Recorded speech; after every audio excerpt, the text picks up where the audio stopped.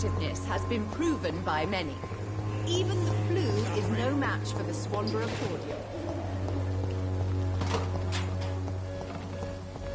Someday you'll understand. Me? I'll not die insane. Are you all right? The bastard hit the wall next to me.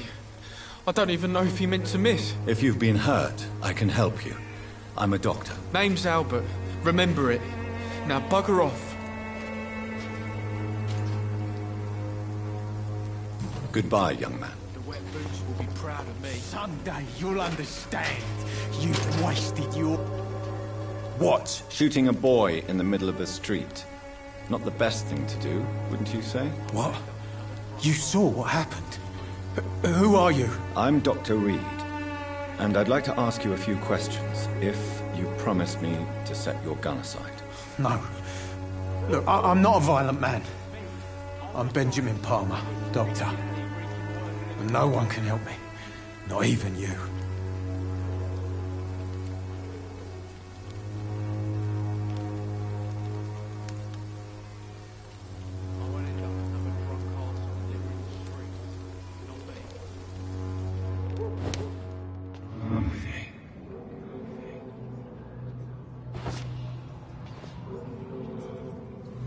The wet boots will be proud of me.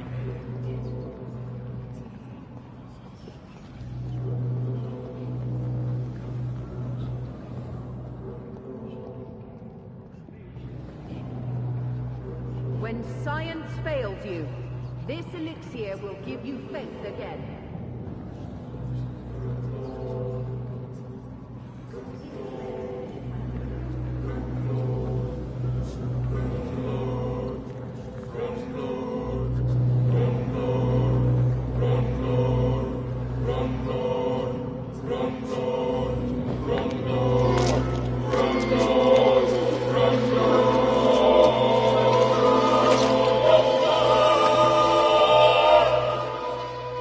I'm not afraid anymore. I died in this trench a long time ago.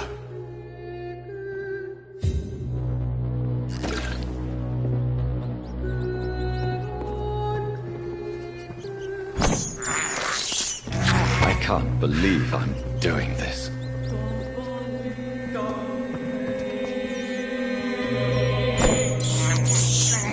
This is despicable.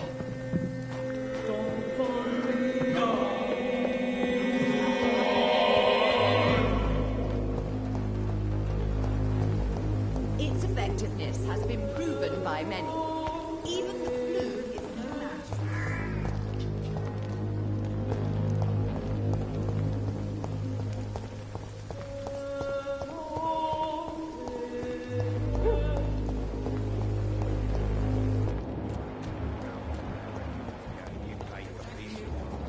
Well, there is no protection against malevolence and trickery. It's not my call, Barrett. You pay one way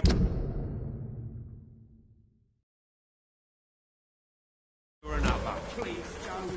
How long have we known each other? We even used to be neighbours, for Christ's sake. I'd prefer not to give you another beating, Barrett.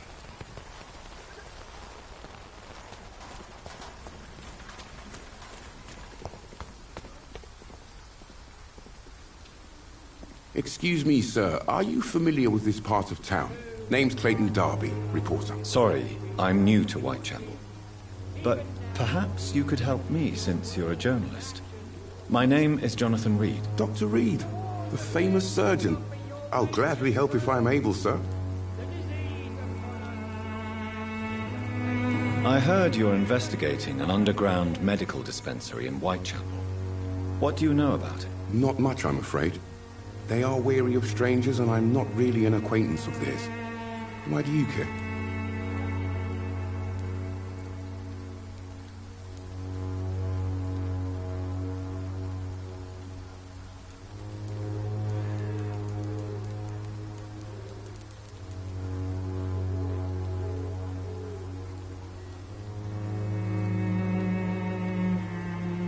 I'm afraid one of the nurses from the Pembroke Hospital may be involved with unsavory activities. Ah, could it be Dorothy Crane? Without a doubt, you are a damn fine journalist, Mr. Darby. What do you know of her accomplice, a man named Darius? I don't know much about the man. He's very cautious. Never goes out. Doesn't seem to have any friends or family. He never goes out? No. A few days ago, he unexpectedly did. I followed him, but it was just a ruse to keep me away from his house. Really? How do you know? He went to the nearest mailbox, but just before posting his letter, he ripped it up and threw it away.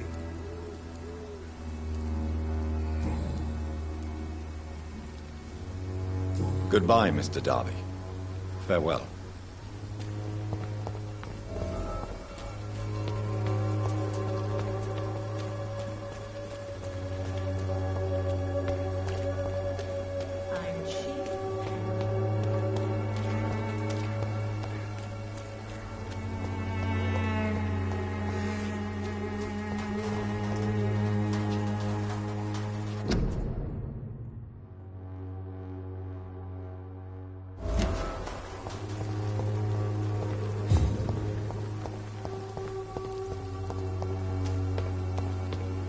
It's locked, all right.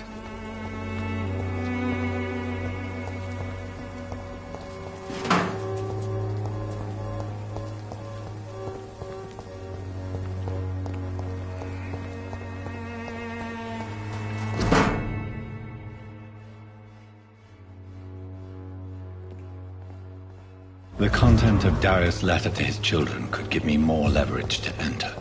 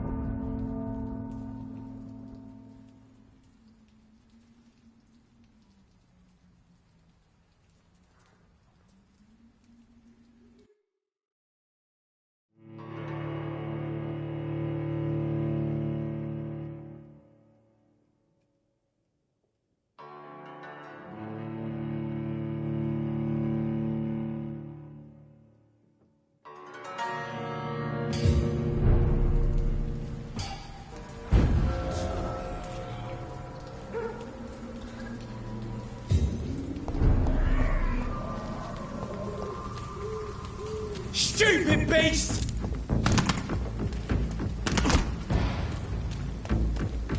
Grenade!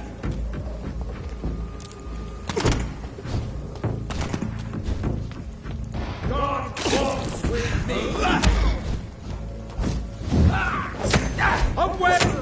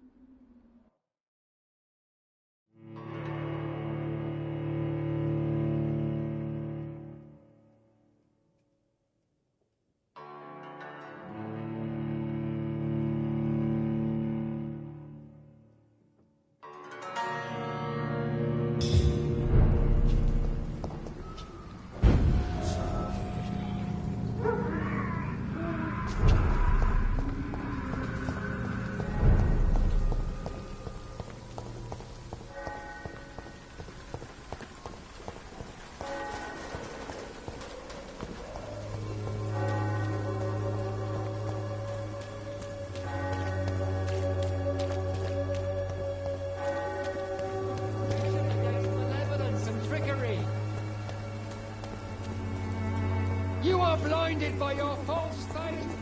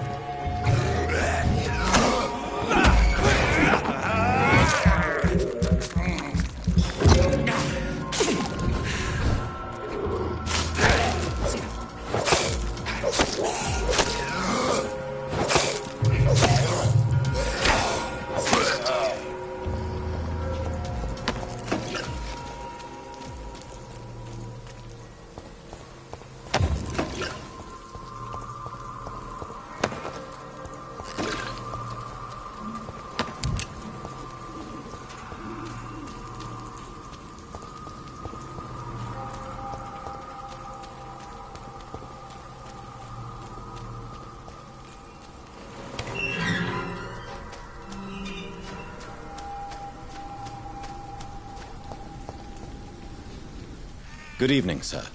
I'm Dr. Reed. I would like to ask you a few questions. Please be my guest. Although I may not be the best informant regarding this part of town, my words speak about that which the eyes cannot see. Really? Are you an artist of some kind? I'm a poet, sir. Richard Nethercott, at your service. May I ask you a few questions about the district? Extraordinary part of town, is it not? I'll be glad to help you, if I can. What can you tell me about an old man called Darius? Darius Petrescu. Yes, I know him. At first, I thought he was only a small publisher. I invited him to publish my work, but his reaction was pretty clear. Not interested in your talent? Darius is an old political activist who takes delight in printing tracts and lampoons. Those communist activities only require mediocre writing skills. I'll leave you alone, sir. Darius is a bit less of a mystery now. It should not be that difficult to incite him to let me in.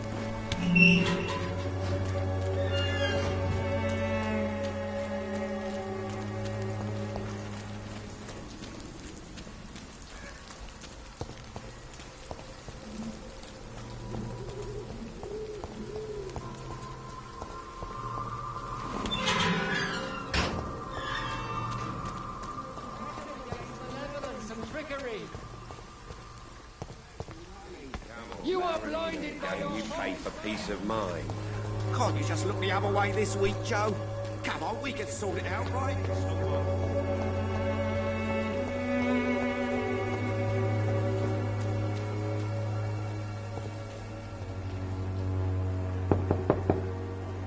Mr. Petrescu, just 1 minute, please. You again. Go away.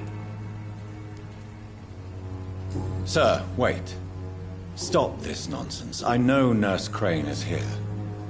Shall we speak man to man, you and I? All right.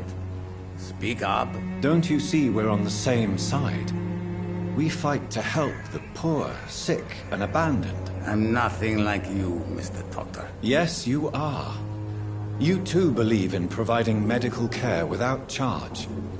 You know what we have to sacrifice to make the world a better place. I have to admit your words have conviction.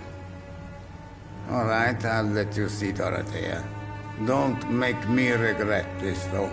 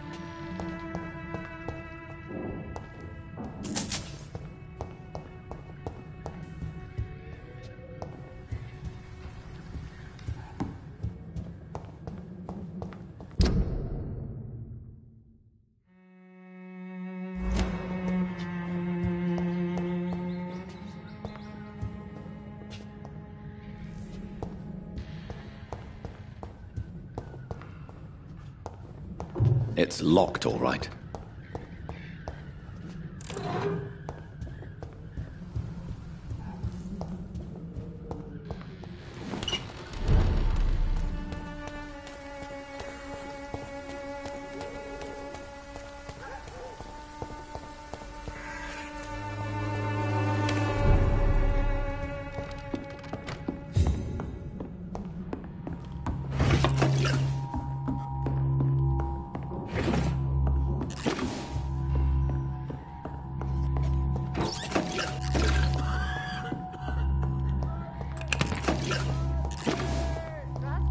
Control yourself. Calm. Calm.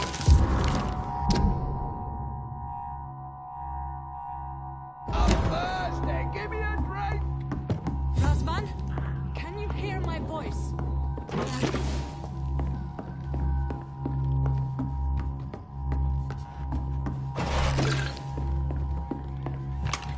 I need help! What do we have here, nurse? Patient Razvan Vasily. High fever running on 3 days. Complaints of dizziness, muscle aches, and head pain. Diagnosed with influenza. Treatment? Aspirin and salicin for the fever and discomfort.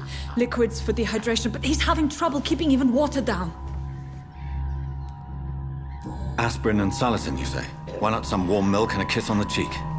Where are the quinine salts? Tried buying, borrowing, even stealing. There's none to be found, Doctor. He's not convulsing, he's choking. He's not getting any air. Scalpel! Hand me that scalpel! What can I do, Doctor?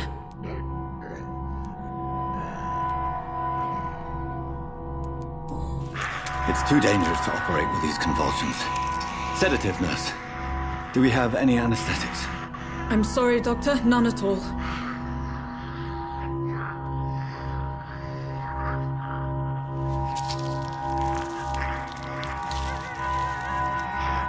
I need to perform a tracheostomy. Short pipe. That rubber tube will do. We're going to cut a passage for air through the neck. Yes, Doctor. He's breathing again, but he's coughing up blood. Internal hemorrhaging. I need to make another incision into the chest cavity to drain the fluids from the lung. Prepare another tube. A thoracostomy. Doctor, we've nothing to fight the infection. We need an aseptic environment. Right then, Nurse Crane. What do you suggest we do? I've no idea. I'm not the doctor. Time is of the essence. We need to perform a thoracic drain. Yes, Doctor.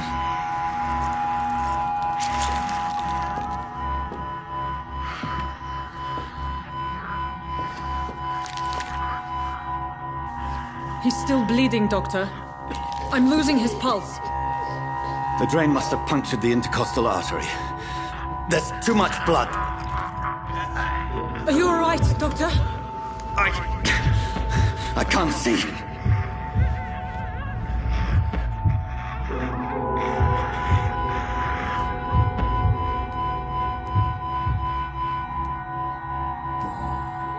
Yes. I have this, nurse. Allow me to finish the procedure alone. I need the room. I'd prefer to stay and see this through. This is my patient, Doctor. I have needle and thread for stitching the wound.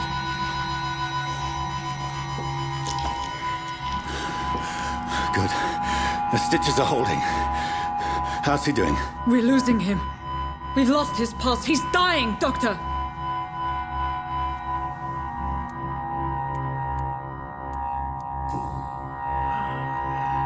A dose of epinephrine, now. Yes, Doctor.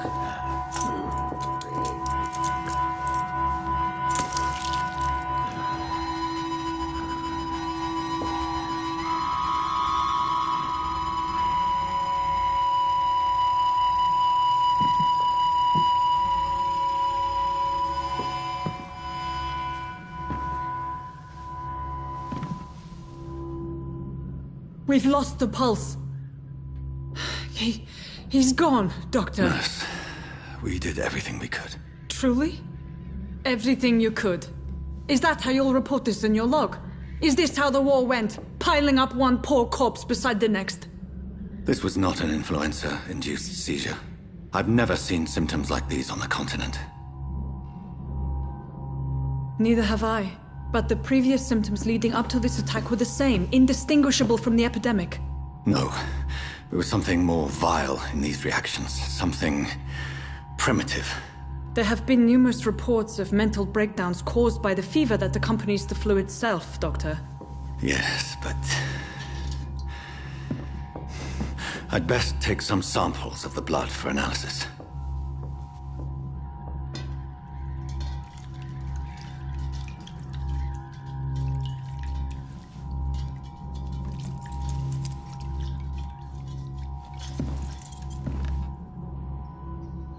I doubt you're here to test my bedside manners. I suspect it was more than intuition alone that led you to us. So, how might I be of service, Dr. Reed?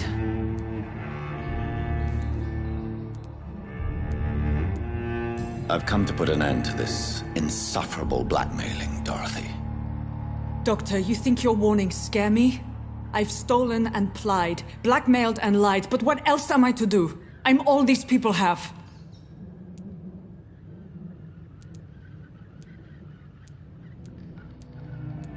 Dr. Swansea is a sensible and honest man. He wouldn't have refused your friend's care at Pembroke. It's easy for you to say, Doctor. These people cannot go to the police, nor to the hospital. They don't even speak English. They depend on me for everything. You've convinced me of the sincerity of your actions and their noble justifications. But all the same, blackmail is a crime, and it will stop, Nurse Crane.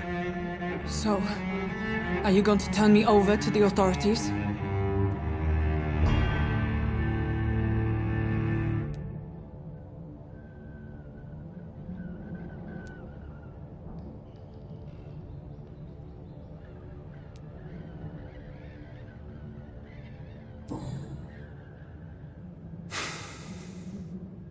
No.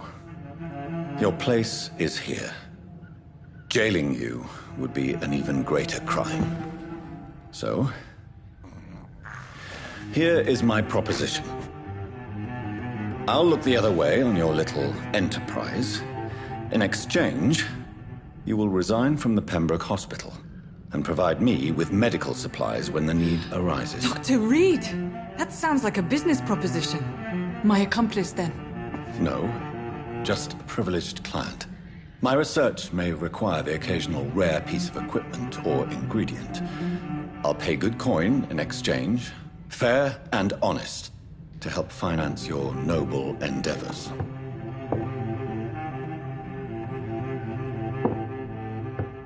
We have ourselves a deal, Doctor.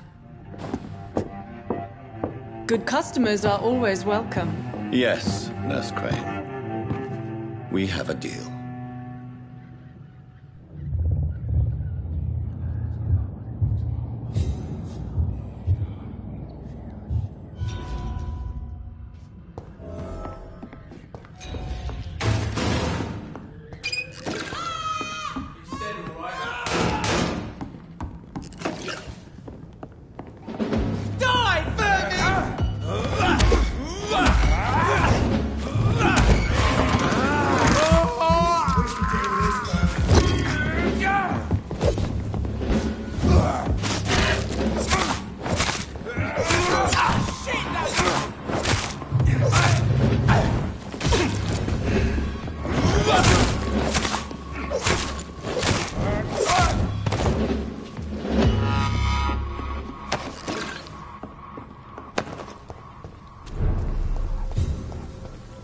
Crush the leech, boys!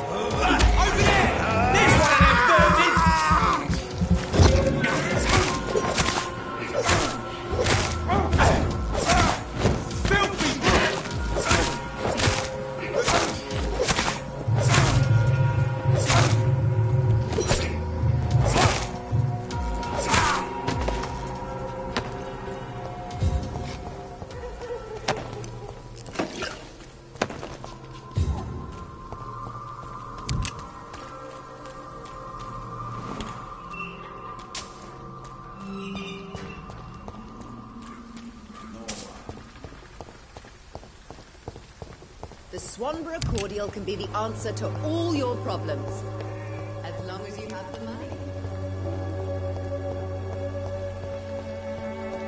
I won't end up another drunk arsehole littering the streets.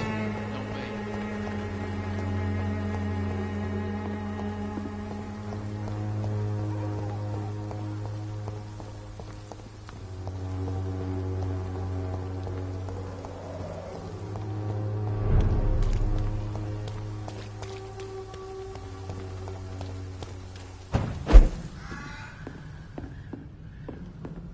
It's locked.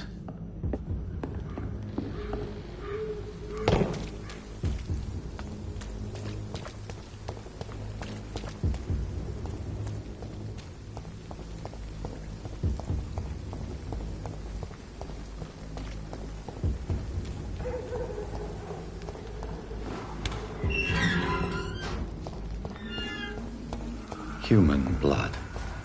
Whoever left these marks did so deliberately.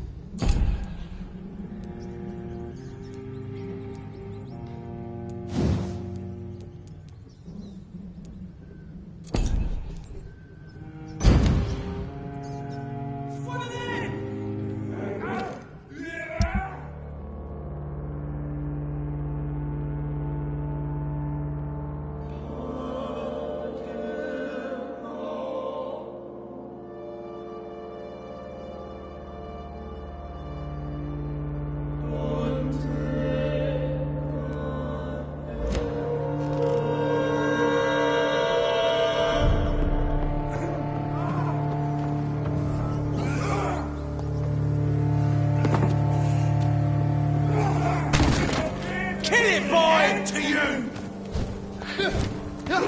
Burn it, boys! Die, burning!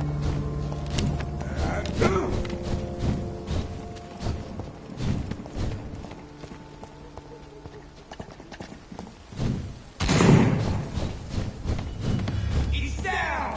Finish it!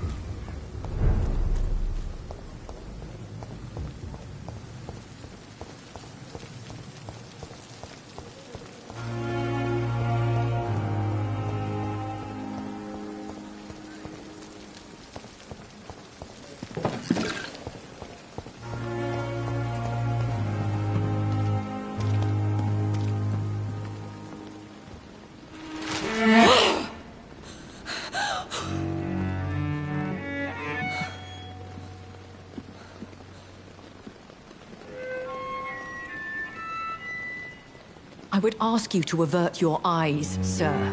Or did you not know it was rude to stare? I knew it. Speak up, Dr. Reed. I like a man who speaks his mind.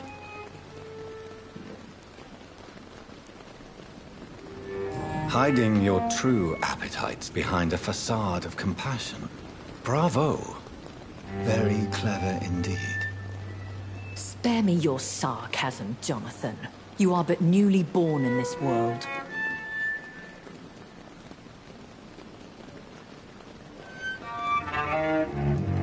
No need to apologize, my lady. I know exactly what you endure. The situation is somewhat awkward nonetheless. I have not been observed sustaining myself for many decades. I have to say I'm a trifle embarrassed. Anyway, I have concluded my inquiries concerning your blackmailer. I see. Please excuse my agitated state. Under normal circumstances, I wouldn't let anyone see me in this condition. I must confess I have not put an end to the blackmail, my lady. Unfortunately, I could not bring myself to do it. I'm so disappointed in you, Jonathan. I didn't expect this from you. Lady Ashbury, you yourself admitted how ridiculous the sum of money was. I can assure you, it was all used for charitable ends. Well, you are full of surprises, aren't you, Jonathan? All right, say I trust you, but you will still pay the ransom. That is only fair. After all, it was you who failed to bring this problem to a satisfactory conclusion. I believe I could agree to that. And since a lady always keeps her promises, I will now answer any questions you may have.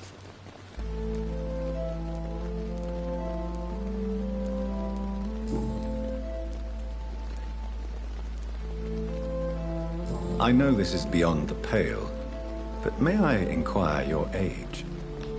Really? And I thought you were gentlemen. If you must know, I'm 27. I've been 27 for a long time now, and 27 I shall remain. And who bestowed upon you this eternal youth? My maker. He left this isle a long time ago. Very well. But I believe there is more to this than you are saying. A lady has to have some secrets.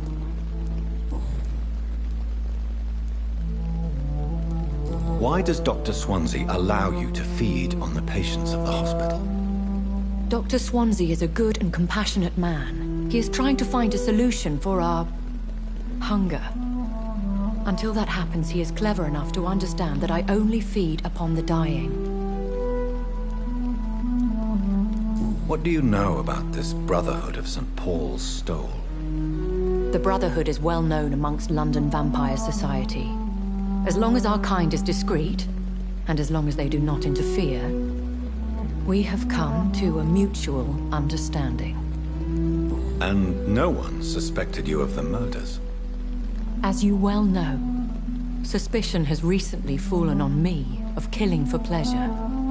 But you have my word, Jonathan. I take no pleasure in taking a life.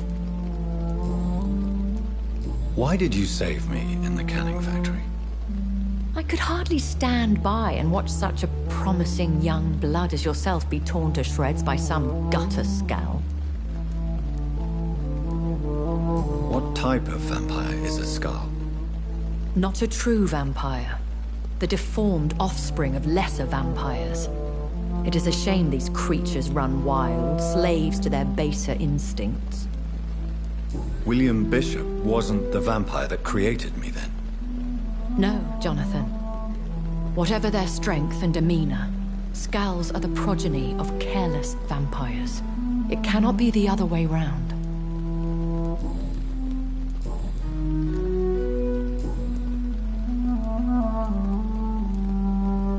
When I awoke, changed, I was chased and attacked by vampire hunters. Prepared and well-trained. Though I can't be certain, more than likely it was the once glorious Guard of Priwen. Once glorious, but still dangerous. They have seen better days, but all fanatics are dangerous. You would be wise to stay clear. They are sworn to destroy our kind. You make them sound like some sort of cult. More a society. And like all the best ones, a secret society. I thought them almost gone, but it seemed they have been recruiting. I've been away from London and England for 3 years. This isn't the city I remember. Things have gone from bad to worse here, Jonathan. I've lived in this city for a long time, and I've never seen it like this. The Spanish flu has hit London that bad. Yes, but it's not just that. I've heard things. Things I've not heard for a very, very long time. There are whispers in the shadows. Something far worse than the Spanish flu is here in the city. What is it you fear? Fear has long since flown this form. But there is something malevolent circling us. I feel fear is merely waiting in the wings. Are there many vampires here in London? Immortals are of a rare breed, and we often tend to hide. But you may occasionally meet some of us at night. Will they all be as affable as you, my lady? I do not see why not. But remember, even the shark smiles before he bites. That sounds like a lesson from experience. Vampire politics are as intricate and sometimes tedious as a game of chess in a gentleman's club. I've learned from experience it is best to decline to play. Do you know any of them? Have you an idea of the identity of the vampire who attacked me? You mean your maker? No, Jonathan, I have no clue. But I fear he or she is as careless as cruel. To let you discover your new condition by yourself. What do you mean? Every now and then, you may discover an immortal in the deep of the night. But we are a rare and reclusive breed. Our progeny is almost never accidental.